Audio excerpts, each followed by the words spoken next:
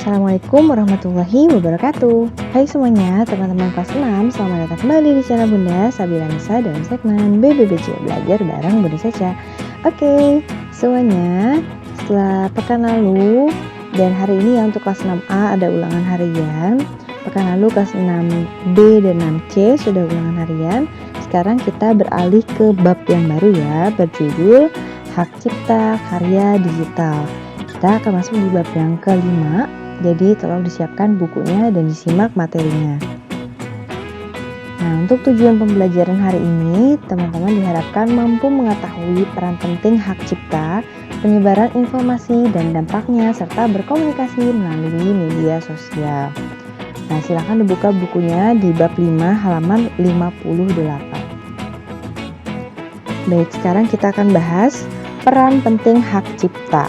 Dibaca ya teman-teman ya, ini teksnya ada di layar, ada di screen, dan juga silahkan dibuka bukunya halaman 58. Yuk kita baca sama-sama. Masih ingatkah kamu apa itu hak cipta? Perlu kita ingat kembali bahwa hak cipta adalah suatu kekayaan intelektual dalam pengetahuan, seni, kesehatan, dan lainnya. Hak cipta sangat penting untuk melindungi suatu karya. Tanpa adanya hak cipta, setiap orang akan dapat melakukan plagiarisme atau plagiat atau meniru karya yang sudah ada. Peraturan tentang hak cipta tertuang dalam Undang-Undang Nomor 28 Tahun 2014 tentang hak cipta. Dan adapun tujuan peraturan tersebut dibentuk adalah agar pencipta dan orang lain dapat berkompetensi dengan benar. Hak cipta sendiri itu terbagi menjadi dua, ya, yaitu ada hak eksklusif, yaitu hak moral dan hak ekonomi. Nah, tahu nggak sih teman-teman apa itu hak moral dan hak ekonomi? Baik, kita bahas ya. Hak moral adalah hak yang melekat pada pencipta. Pencipta dapat menggunakan, mengubah, memodifikasi, dan menyebarluaskan karya yang sudah ia buat. Nah, tadi kan hak itu dibagi menjadi dua kan, ada hak cipta eksklusif berupa hak moral dan juga ekonomi. Nah, tadi kita sudah bahas hak yang moral. Moral itu berarti yang melekat pada pencipta itu sendiri. Nah, sedangkan hak ekonominya itu apa? Jadi hak ekonomi itu adalah hak bagi pencipta nih untuk memperoleh keuntungan ekonomi dari hasil karya atau hasil ciptaannya. Nah, dari penjelasan itu dapat disimpulkan bahwa hak cipta selain mendukung kreativitas juga mendukung untuk peningkatan ekonomi. Hak cipta juga menambah semangat orang lain untuk menciptakan produk baru yang berkualitas. Lalu bagaimana nih langkah kita untuk menghargai karya cipta orang lain? Nah, teman-teman, saat ini perkembangan internet telah membuat seseorang ya mudah sekali mengakses, menyebarluaskan, dan memperbanyak karya orang lain.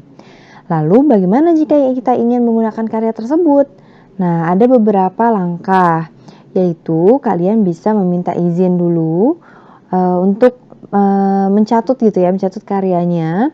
Biasanya kalau misalnya video, mungkin kalian sering juga lihat di komentar-komentar video gitu ya, izin pakai videonya ya, misalnya kayak gitu.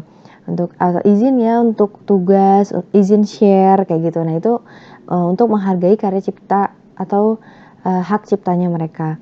Dan langkah yang kedua itu adalah dengan mencantumkan sumber referensi dari mana dia mendapatkan karya tersebut begitu. Nah, di sini ada beberapa kegunaan mencantumkan sumber karya orang lain nih di sini ya. Yang pertama, yang pasti kita mendukung keabsahan atau kesahan gitu ya, sahnya gambar, video, teks dan lainnya.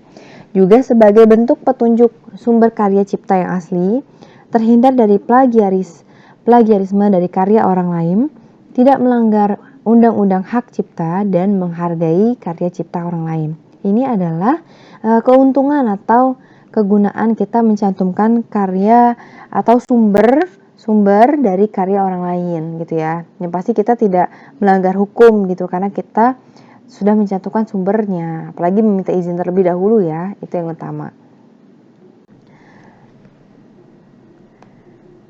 Lalu bukannya kita semuanya sudah mengetahui ya bahwa ada konsekuensinya nih, ada hal-hal yang harus ditanggung gitu ketika kita mempublikasikan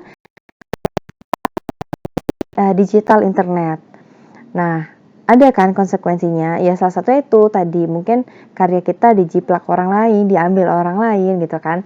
Nah, tapi ada beberapa hal yang harus kita perhatikan sebelum mengunggah karya kita ke internet. Nah, sebelumnya seperti yang kita ketahui bahwa setiap orang dapat dengan mudah mengakses internet. Setiap orang dapat mengakses beberapa macam konten secara bebas. Bahkan mereka juga dapat menggunakannya, memodifikasi atau menyebarluaskannya. Tentu saja hal ini sangat beresiko jika kita memiliki hasil karya yang diunggah dan digunakan orang lain. Nah, di sini ada beberapa hal yang harus kita perhatikan sebelum mengunggah karya kita di internet. Ada apa aja? Nah, ini dia nih, ada tentang memahami peraturan publikasi digital internet. Kita harus paham dulu nih materi yang akan kita upload ke sosial media, ke internet, ke YouTube misalnya gitu ya, ke Google, kalian nulis di WordPress atau di blog gitu kan. Karena harus tahu dulu nih konten apa sih yang akan kalian unggah gitu. Dan memahami peraturan tentang hak cipta. Yang kalian tulis itu atau kalian bikin video itu tuh apakah jiplak orang lain atau hasil karya sendiri gitu ya. Dan memastikan karya yang akan diunggah benar-benar karya sendiri dan tidak plagiat. Nah, ini paling penting nih ya teman-teman. Nah, selanjutnya mencantumkan sumber jika di dalam materi terdapat karya orang lain. Contohnya nih di banyak sekali video Bunda ya, kalian bisa cek di kolom deskripsinya itu pasti mencantumkan misalnya Bunda pakai apa nih, pakai audio apa gitu kan, Bunda cantumin di situ judulnya atau linknya atau nama channel YouTube-nya yang Bunda ambil gitu ya audionya. Itu salah satu langkah kita menghargai karya orang lain dengan mencantumkan sumbernya gitu teman-teman. Nah, kita masuk di halaman 61. Penyebaran informasi dan dampaknya. Nah, saat ini kita dapat dengan mudah mengakses informasi dunia melalui smartphone kita. Dengan hal ini dapat memudahkan kita untuk memperkaya pengetahuan dan juga wawasan. Namun, menggunakan teknologi juga harus berhati-hati agar tidak berdampak buruk untuk kita. Nah, ini dia berikut dampak penyebaran informasi. Ini ada dampak-dampak buruknya gitu ya teman-teman ya. Yang pertama, informasi yang tersebar seringkali tidak akurat. Oleh karena itu harus berhati-hati dan selektif mencerna informasi yang diperoleh.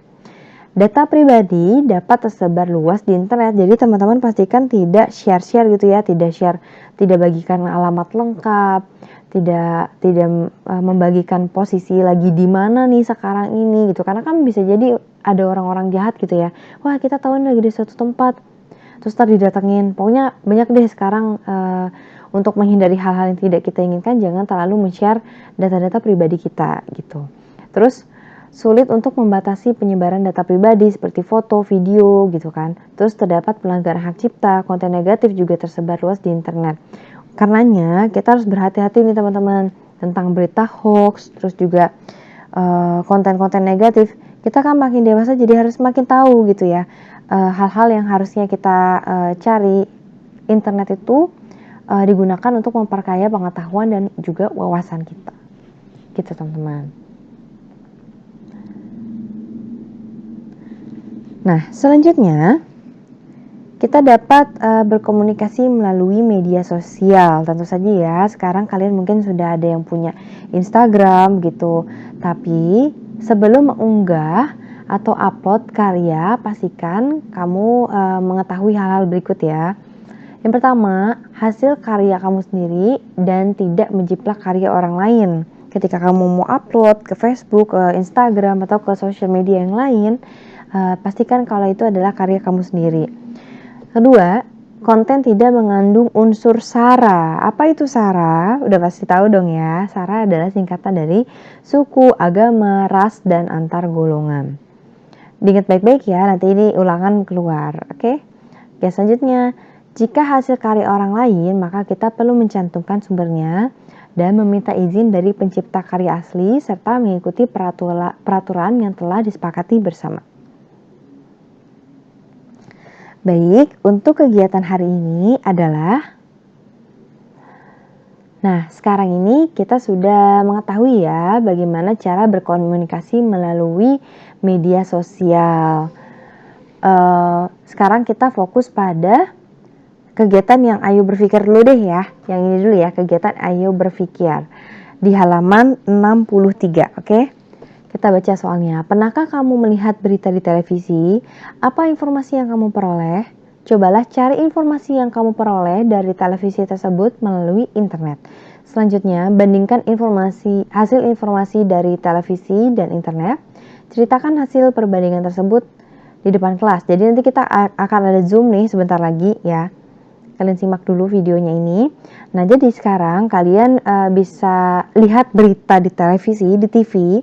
Ada berita apa hari ini? Kalian cari berita tersebut di TV, disimak baik-baik, dan cari juga di internet gitu. Lalu dibandingkan apakah itu betul terjadi atau itu hoax atau bagaimana gitu ya teman-teman ya. Jadi kita membandingkan berita dari berbagai media. Ada media televisi, terus juga tadi ada media digital, dari internet sumbernya ya. Oke, jadi selamat mencoba cari berita yang ada di TV, lalu bandingkan dengan yang ada di internet. Silahkan dikumpulkan melalui Google Form ya teman-teman. Habis ini kita bahas melalui Zoom, oke? Kalau ada pertanyaan silahkan langsung di kolom komentar atau langsung ke Zoom aja. Baik, terima kasih semuanya. Terima kasih semuanya buat hari ini ya. Kita ketemu di Zoom habis ini, oke?